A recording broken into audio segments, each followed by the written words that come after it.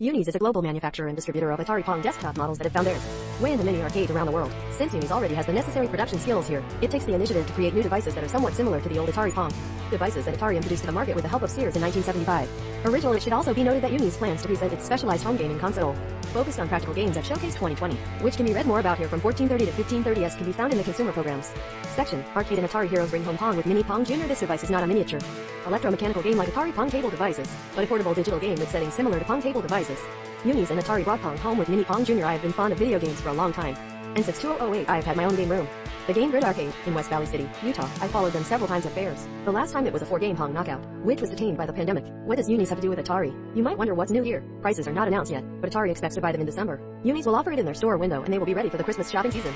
Despite the fact that most of the event will be dedicated to games for slot machines and fuel and energy complexes, there will also be created a consumer site, which will be interesting for home players. Update: Atari himself sent out a press release this afternoon with more detailed information. Update: after publication, new details were added to this list, including new images and some specifications.